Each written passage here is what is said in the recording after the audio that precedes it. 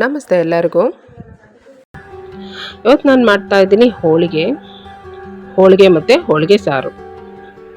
ಹೋಳಿಗೆ ಮಾಡೋದಕ್ಕೆ ಮೊದಲಿಗೆ ನಾನು ಕಣಕನ ರೆಡಿ ಮಾಡ್ತೀನಿ. ಕಣಕ ಮಾಡೋದಕ್ಕೆ ಮೈದಾ ಹಿಟ್ಟು ನಾನು ಪಾವು ಲೆಕ್ಕದಲ್ಲಿ ತೊಗೊಳ್ತಾ ಇದ್ದೀನಿ. ಪಾವು ಅಥವಾ ದೊಡ್ಡ ಲೋಟ ಇರುತ್ತಲ್ಲ, ಗ್ಲಾಸ್, ಅದು ತೊಗೊಳ್ಳಿ. 1.5 ಪಾವು ಮೈದಾ ಹಿಟ್ಟನ್ನು ತೊಗೊಂಡಿದ್ದೀನಿ.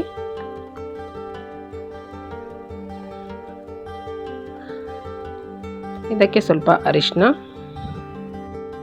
ಮತ್ತು ಒಂದು ಚಿಟಿಕೆ ಉಪ್ಪು ಸಾಕು. ಜಾಸ್ತಿ ಉಪ್ಪು ಹಾಕ್ಬೇಡಿ, ಇಲ್ಲಾಂದರೆ ಉಪ್ಪು ಆಗಿಬಿಡತ್ತೆ. ಒಂದು ಚಿಟಿಕೆ ಬರೀ ರುಚಿಗೆ ಅಂತ ಸ್ವಲ್ಪ ಒಂದು ಚಿಟಿಕೆ ಉಪ್ಪು ಹಾಕಬೇಕಷ್ಟೇ. ಇದಕ್ಕೆ ಈಗ ನಾನು ಸ್ವಲ್ಪನೇ ನೀರು ಹಾಕ್ಕೊಂಡು ಕಲಸಿಟ್ಕೊತೀನಿ. ಮೊದಲಿಗೆ ಕಣಕನ ಕಲಸಿಡಬೇಕು. ಕಲಸಿಟ್ಬಿಟ್ಟು ಬೇರೆ ಕೆಲಸ ಮಾಡ್ಕೋಬೇಕು, ಯಾಕಂದರೆ ಇದು ಚೆನ್ನಾಗಿ ನೆನಿಬೇಕಾಗತ್ತೆ. ಒಂದು ಗಂಟೆ ಆದರೂ ನೆನೆಬೇಕು. ನೋಡಿ, ಈ ಹದದಲ್ಲಿ ನಾನು ಕಲಸಿದ್ದೀನಿ. ತುಂಬ ಗಟ್ಟಿ ಇರಬಾರ್ದು, ತೆಳುನೂ ಇರಬಾರ್ದು. ಇದು ನೆಂದಾದಮೇಲೆ ಒಂದು ಅರ್ಧ ಗಂಟೆ ಆದಮೇಲೆ ಇದು ಇನ್ನೂ ತೆಳು ಆಗುತ್ತೆ. ಈ ಹದದಲ್ಲಿ ಕಲಿಸ್ಬಿಟ್ಟು ಮೇಲೆ ಎಣ್ಣೆ ಹಾಕಿಬಿಟ್ಟು ನೀಟಾಗಿ ಸವರ್ಬಿಟ್ಟು ತೆಗೆದಿರ್ತೀನಿ ನಾನು. ಈ ರೀತಿ ಎಣ್ಣೆ ಸವರೋದ್ರಿಂದ ಹಿಟ್ಟು ಮೇಲ್ಗಡೆ ಭಾಗ ಒಣಗೋದಿಲ್ಲ, ಚೆನ್ನಾಗಿರುತ್ತೆ. ಮೊದಲಿಗೆನೆ ಇದು ಹಿಟ್ಟನ್ನು ಕಲಸಿಟ್ಬಿಡಬೇಕು. ಈಗ ನಾನು ಹೋಳಿಗೆಗೆ ಹೂರಣ ರೆಡಿ ಮಾಡ್ತೀನಿ. ಹೂರಣಕ್ಕೆ ನಾನು ನೀರು ಕುದಿಯೋದಕ್ಕೆ ಇಟ್ಟಿದ್ದೀನಿ. ನೀರು ಸ್ವಲ್ಪ ಜಾಸ್ತಿನೇ ಇಟ್ಕೋಬೇಕು. 1 ಪಾವು ಬೇಳೆನ ತೊಳೆದ್ಬಿಟ್ಟು ಹಾಕ್ತಾ ಇದ್ದೀನಿ, ತೊಗರಿ ಬೇಳೆನ. ಮತ್ತು ಇದಕ್ಕೆ ಸ್ವಲ್ಪ ಅರಿಶಿನ ಹಾಕಿ ನೀರು ಸ್ವಲ್ಪ ಜಾಸ್ತಿ ಇಟ್ಕೋಬೇಕು, ಯಾಕಂದರೆ ಹೋಳಿಗೆ ಸಾರು ಮಾಡೋದು ಈ ನೀರಲ್ಲಿನೇ, ಈ ಬೇಳೆ ಕಟ್ಟಲ್ಲಿನೇ ಹೋಳಿಗೆ ಸಾರು ಮಾಡೋದು. ಹಾಗಾಗಿ ಸ್ವಲ್ಪ ನೀರು ಜಾಸ್ತಿ ಇಟ್ಕೊಳ್ಳಿ. ಈಗ ಬೇಳೆ ಬೇಯೋದಕ್ಕೆ ಬಿಡ್ತೀನಿ. ಬೇಳೆ ಬೇಯುವಾಗ ಗಮನ ಇರಲಿ, ಉಪ್ಪು ಬಂದುಬಿಡುತ್ತೆ. ಮತ್ತು ಜಾಸ್ತಿ ಬೇಯಿಸಬಾರ್ದು. ಬೇಳೆ ಬೇಯೋದಕ್ಕೆ ಇಟ್ಟ ಮೇಲೆ ಯಾವಾಗಲೂ ಅದ್ರ ಮೇಲೆ ಗಮನ ಇರಲಿ, ಜಾಸ್ತಿ ಬೇಯಬಾರ್ದು. ಮೆತ್ತಗಾಗ್ಬಿಡುತ್ತೆ, ಹೋಳಿಗೆ ಮಾಡೋದಕ್ಕೆ ಬರಲ್ಲ. ಬೇಳೆ 2 ಪೀಸ್ ಆಗುತ್ತೆ, ಹೊಡ್ಕೊಳ್ಳುತ್ತೆ ಬೇಯುವಾಗ. ಹೊಡೆಯೋದಕ್ಕೆ ಮುಂಚೆನೇ ಸ್ಟವ್ ಆಫ್ ಮಾಡಿ. ಈಗ ನೋಡಿ, ಸರಿಯಾಗಿ ಬೆಂದಿದೆ. ಇಷ್ಟು ಬೆಂದರೆ ಸಾಕು. ಈಗ ಇದರಲ್ಲಿನ ನೀರನ್ನು ನಾನು ಬೇರೆ ಪಾತ್ರೆಗೆ ತೆಗೆದಿಟ್ಕೊಳ್ತಾ ಇದ್ದೀನಿ. ಬೇಳೆ ಕಟ್ಟನ್ನು ಬೇರೆ ಒಂದು ಪಾತ್ರೆಗೆ ತೆಗೆದಿಟ್ಕೊತೀನಿ. ಬೇಳೆಯಲ್ಲಿ ಸ್ವಲ್ಪನೂ ನೀರು ಇರಬಾರ್ದು, ಆ ರೀತಿ ನೀಟಾಗಿ ತೆಗೆದುಬಿಡಬೇಕು.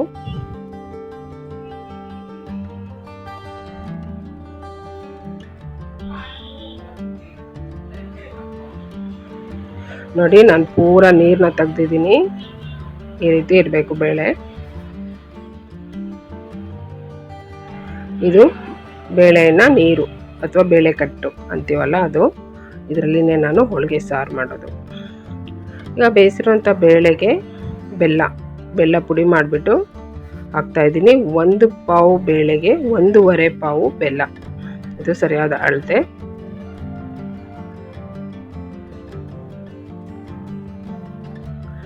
ಕಣಕ ಬೇಕಾದ್ರೆ ಸ್ವಲ್ಪ ಹೆಚ್ಚು ಕಮ್ಮಿ ಆದ್ರೂ ಏನಾದರೂ ಮಾಡ್ಬೋದು. ಬಟ್ ಬೇಳೆಗೆ ಬೆಲ್ಲ ಇದೆಲ್ಲ, ಅದು ಕರೆಕ್ಟಾಗಿ ಹಾಕಬೇಕು. ಸಿಹಿ ಕಮ್ಮಿ ಆದರೂ ಚೆನ್ನಾಗಿರಲ್ಲ, ತುಂಬ ಜಾಸ್ತಿ ಇದ್ರೂ ಜಾಸ್ತಿ ತಿನ್ನೋಕ್ಕಾಗಲ್ಲ. ನೋಡಿ, 1 ಪಾವು ಬೇಳೆಗೆ 1.5 ಪಾವು ಬೆಲ್ಲ ಹಾಕಿದ್ದೀನಿ. ಈ ದೊಡ್ಡ ಸ್ಪೂನಲ್ಲಿ 2 ಸ್ಪೂನು ಕಾಯಿ ತುರಿ ಹಾಕಿದ್ದೀನಿ. ಇದನ್ನು ಸರಿಯಾಗಿ ಮಿಕ್ಸ್ ಮಾಡಿ ಸ್ಟವ್ನ ಉರಿ ಮೀಡಿಯಮಲ್ಲಿಟ್ಟು ಈಗ ಇದು ಬಿಸಿ ಮಾಡ್ತೀನಿ. ಬೆಲ್ಲ ಕರಗಬೇಕು, ಚೆನ್ನಾಗಿ ಪೂರ ಬೆಲ್ಲ ಕರಗಬೇಕು. ಮತ್ತು ತಳ ಹಿಡಿಯೋದಕ್ಕೆ ಬಿಡಬೇಡಿ.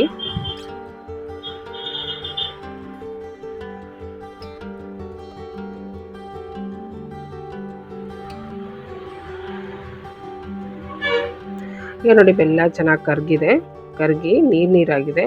ಸ್ವಲ್ಪ ಈ ನೀರಿನ ಅಂಶ ಕಮ್ಮಿ ಆಗಲಿ, 1-2 ನಿಮಿಷ ನಾನು ಹಿಂಗೆ ಕುದಿಸ್ತೀನಿ.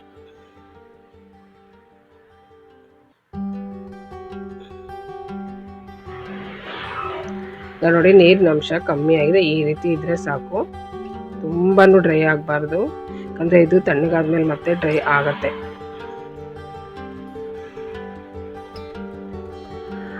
ಸ್ಟವ್ ಆಫ್ ಮಾಡಿ ನಾನು ಏಲಕ್ಕಿ ಪುಡಿ ಹಾಕ್ತಾಯಿದ್ದೀನಿ. ಏಲಕ್ಕಿ ಇದಕ್ಕೆ ಒಂದು 10-12 ಬೇಕಾಗುತ್ತೆ. 10 ಅಥವಾ 12 ಏಲಕ್ಕಿನ ಪುಡಿ ಮಾಡಿ ಇದಕ್ಕೆ ಹಾಕಿ ಮಿಕ್ಸ್ ಮಾಡಿ ನಾನು ಇದನ್ನು ತೆಗೆದಿರ್ತೀನಿ. ಇದು ಪೂರ ತಣ್ಣಗಾಗಬೇಕು. ತಣ್ಣಗಾಗೋ ತನಕ ನಾನು ಹೋಳಿಗೆ ಸಾರನ್ನ ಮಾಡ್ಕೊತೀನಿ. ಹೋಳಿಗೆ ಸಾರು ಮಾಡೋದಕ್ಕೆ ಮಸಾಲ ರೆಡಿ ಮಾಡ್ತಾಯಿದ್ದೀನಿ. ಮಸಾಲಕ್ಕೆ 1 ಸ್ಪೂನ್ ಉದ್ದಿನಬೇಳೆ, 2 ಸ್ಪೂನ್ ಧನಿಯಾ, 1 ಸ್ಪೂನ್ ಜೀರಿಗೆ, 1/4 ಸ್ಪೂನ್ ಮೆಂತೆ, 2 ಕಡ್ಡಿ ಕರಿಬೇವಿನ ಸೊಪ್ಪು, 1/4 ಸ್ಪೂನು ಕಾಳುಮೆಣಸು, ಅರ್ಧ ಇಂಚು ಚಕ್ಕೆ, 2 ಲವಂಗ. ಇದಿಷ್ಟನ್ನು ನಾನು ಕೆಂಪುಗಾಗೋ ಥರ ಹುರಿದಿರ್ತೀನಿ. ನೋಡಿ, ಕೆಂಪುಗಾಗೋ ಥರ ಹುರಿದಿದ್ದೀನಿ. ಇಷ್ಟ ಆದರೆ ಸಾಕು. ಈಗ ಇದನ್ನು ತೆಗೆದಿಟ್ಬಿಟ್ಟು ಇದಕ್ಕೆ ಈರುಳ್ಳಿ, ಇದೇ ಬಾಣಲೆಯಲ್ಲಿ ನಾನು ದಪ್ಪಗೆ ಹೆಚ್ಚಿರೋಂಥ ಈರುಳ್ಳಿ, ಒಂದು ಮೀಡಿಯಮ್ ಸೈಜ್ ಒಂದು ಈರುಳ್ಳಿನ ಸ್ವಲ್ಪ ಎಣ್ಣೆ ಹಾಕಿ ಫ್ರೈ ಮಾಡ್ತೀನಿ. ನೋಡಿ, ಈ ರೀತಿ ಇಷ್ಟು ಫ್ರೈ ಮಾಡಿದ್ರೆ ಸಾಕು.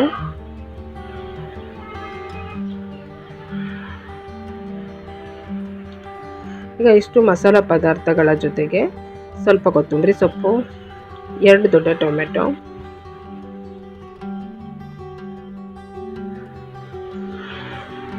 ನೋಡಿ ಇದು ಬೇಳೆ ಬೇಯಿಸಿರ್ತೀವಲ್ಲ ಹೋಳಿಗೆ ಮಾಡೋದಕ್ಕೆ, ಆ ಬೇಳೆ ಸ್ವಲ್ಪ ಹಾಕಬೇಕು ಇದಕ್ಕೆ ಮಸಾಲಕ್ಕೆ. ಒಂದು 4 ಹೋಳು ಬೆಳ್ಳುಳ್ಳಿ, ಒಂದು ಸ್ವಲ್ಪ ಕಾಯಿ ತುರಿ. ಇದಷ್ಟನ್ನು ನಾನು ಮಿಕ್ಸಿ ಜಾರ್ಗೆ ಹಾಕಿ ಗ್ರೈಂಡ್ ಮಾಡ್ತೀನಿ. ಈಗ ನೋಡಿ, ಬೇಳೆ ಕಟ್ಟಿದ್ದು ಗ್ರೈಂಡ್ ಮಾಡಿರೋಂಥ ಮಸಾಲಾನ ಬೇಳೆ ಕಟ್ಟಿಗೆ ಹಾಕ್ತಾ ಇದ್ದೀನಿ.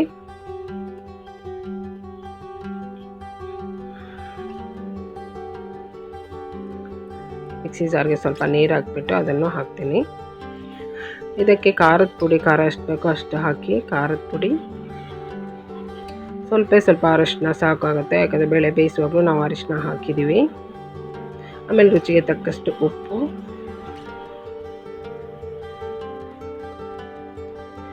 ಸ್ವಲ್ಪ ಬೆಲ್ಲ, ಪುಡಿ ಮಾಡಿರೋಂಥ ಬೆಲ್ಲ ಹಾಕ್ತಾಯಿದ್ದೀನಿ ನಾನು. ಹುಣಸೆ ಹುಳಿ ಹಾಕ್ತಾಯಿದ್ದೀನಿ. ಉಪ್ಪು ಮತ್ತು ಹುಳಿ ಸ್ವಲ್ಪ ಕಮ್ಮಿನೇ ಹಾಕಿ, ಕೊನೆಯಲ್ಲಿ ರುಚಿ ನೋಡಿ ಬೇಕು ಅಂದರೆ ಮತ್ತೆ ಹಾಕ್ಬೋದು. ಕಾಯಿ ತುರಿ, 2 ಸ್ಪೂನ್ ಕಾಯಿ ತುರಿ ಹಾಕ್ತಾಯಿದ್ದೀನಿ, ತುರಿದಿರುವಂಥ ತೆಂಗಿನಕಾಯಿ.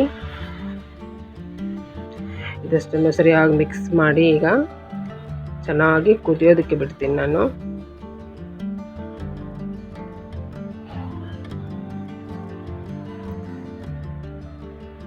ಕುದಿಯುವಾಗ ಮುಚ್ಚಳ ಮುಚ್ಚಬೇಡಿ, ಉಕ್ಕು ಬರುತ್ತೆ ಇದು.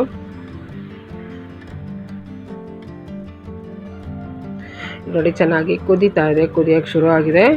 ಈಗ ಇದನ್ನು ರುಚಿ ನೋಡಿ, ಉಪ್ಪು ಹುಳಿ ಸರಿ ಇದೆ ಅಂತ. ಕಮ್ಮಿ ಇದ್ದರೆ ಮತ್ತೆ ಹಾಕ್ಬೋದು. ಜೋರ ಕುದಿ ಬಂದಮೇಲೆ ಸ್ಟವ್ನ ಉರಿ ಕಮ್ಮಿ ಮಾಡಿ 1 ನಿಮಿಷ ಇದನ್ನು ಚೆನ್ನಾಗಿ ಕುದಿಯೋದಕ್ಕೆ ಬಿಡ್ತೀನಿ.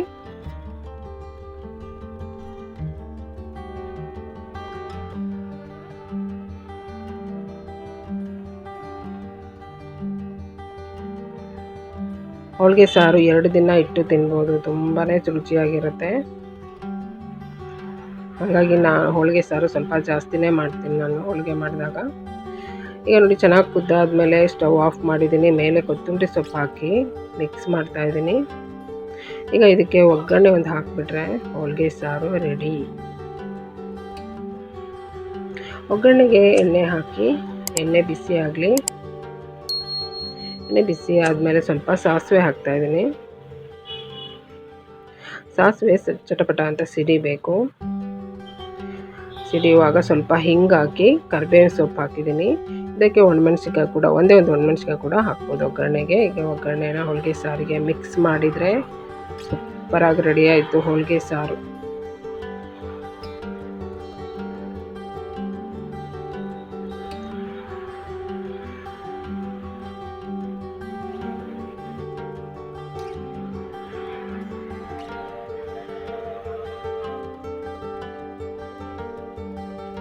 ಅಷ್ಟರಲ್ಲಿ ನಾವು ಹೋಳಿಗೆ ಸಾರು ಮಾಡೋ ಅಷ್ಟರಲ್ಲಿ ನೋಡಿ, ಹೂರ್ಣಕ್ಕೆ ಬೇಳೆ ಬೇಯಿಸಿದ್ವಲ್ಲ ಅದು ತಣ್ಣಗಾಗಿದೆ. ತಣ್ಣಗಾದ್ಮೇಲೆ ನೋಡಿ ಮತ್ತೆ ಸ್ವಲ್ಪ ಡ್ರೈ ಆಗಿದೆ. ಈಗ ಇದನ್ನು ಮಿಕ್ಸಿ ಜಾರ್ಗೆ ಸ್ವಲ್ಪ ಸ್ವಲ್ಪನೇ ಹಾಕಿ ನಾನು ಗ್ರೈಂಡ್ ಮಾಡ್ತೀನಿ.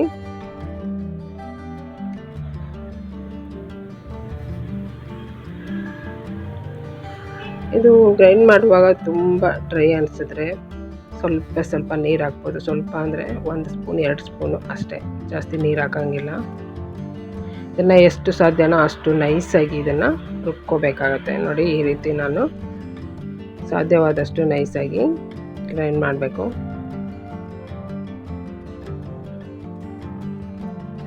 ಇದೇ ರೀತಿ ಅಷ್ಟನ್ನು ಗ್ರೈಂಡ್ ಮಾಡಿ ಒಂದು ಪಾತ್ರೆ ಹಾಕಿಟ್ಕೊಳ್ತೀನಿ ನಾನು.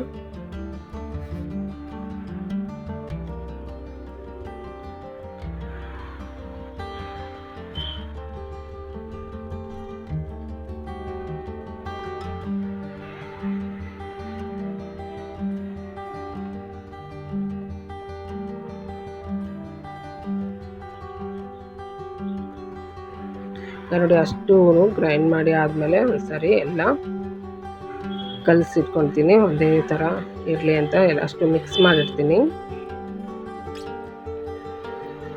ಸ್ವಲ್ಪನೇ ಮಿಕ್ಸಿ ಮಾಡಿರ್ತೀವಲ್ಲ, ಅದಷ್ಟು ಒಟ್ಟಿಗೆ ಮಿಕ್ಸ್ ಮಾಡಿರ್ತೀನಿ.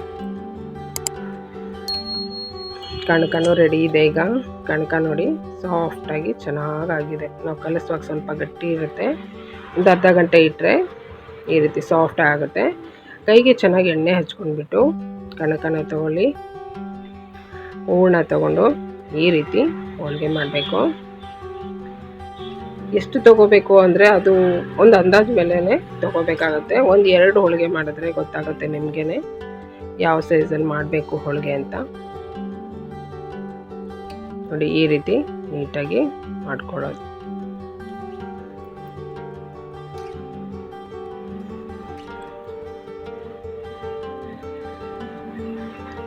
ಒಂದು ದಪ್ಪ ಕವರ್ ತೊಗೊಂಡಿದ್ದೀನಿ, ಅಥವಾ ಹೋಳಿಗೆ ಪೇಪರ್ ಇದ್ದರೆ ಅದನ್ನು ತೊಗೊಳ್ಳಿ.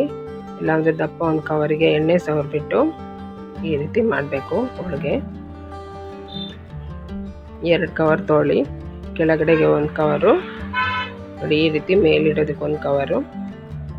ಹೋಳಿಗೆ ತಟ್ಟೋದು ಅಥವಾ ಈ ಲಟ್ಟಣಿಗೆಯಿಂದ ಉಜ್ಜೋದಕ್ಕಿಂತ ಈ ರೀತಿ ತುಂಬ ಈಸಿಯಾಗಿ ಹೋಳಿಗೆ ಮಾಡ್ಬೋದು.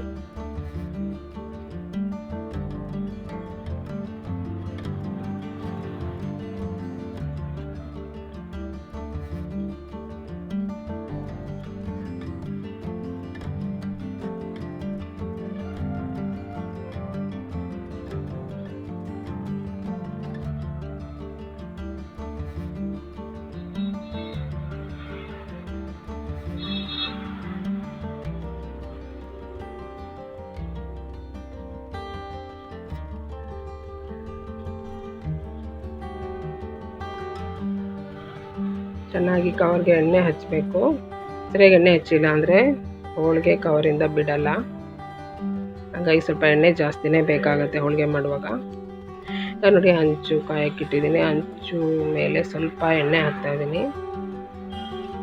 ಎಣ್ಣೆ ಪ್ರತಿ ಸಲನೂ ಹಾಕೋದೇನು ಬೇಡ. ಹಂಚಿಗೆ ಅಂಟತ್ತೆ ಅನ್ನಿಸ್ದಾಗ ಮಾತ್ರ ಆಗಾಗ ಸ್ವಲ್ಪ ಹಾಕಿ ಸಾಕು. ಯಾಕೆಂದರೆ ಹೋಳಿಗೆ ನಾವು ಲಟ್ಟಿಸುವಾಗಲೂ ಕೂಡ ಎಣ್ಣೆ ಹಾಕಿರ್ತೀವಿ ಜಾಸ್ತಿ. ಹಂಗಾಗಿ ಪ್ರತಿ ಸಲ ಹಂಚಿಗೆ ಎಣ್ಣೆ ಹಾಕೋದು ಬೇಡ. ಈಗ 2 ಕಡೆ 1 ನಿಮಿಷ ಬೇಯಿಸಿದರೆ ಸಾಕು. ಹೋಳಿಗೆ ಮತ್ತೆ ತುಂಬ ಕಪ್ಪಗಾಗಬಾರ್ದು. ನೋಡಿ, ಈ ರೀತಿ ಬೇಯಿಸ್ಕೋಬೇಕು.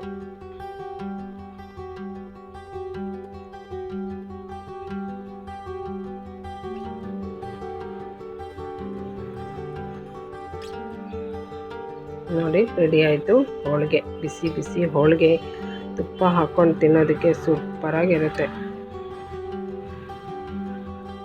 ನನ್ನ ವಿಡಿಯೋ ಇಷ್ಟ ಆದರೆ ಲೈಕ್ ಮಾಡಿ, ಶೇರ್ ಮಾಡಿ, ಸಬ್ಸ್ಕ್ರೈಬ್ ಮಾಡಿ. Thank you.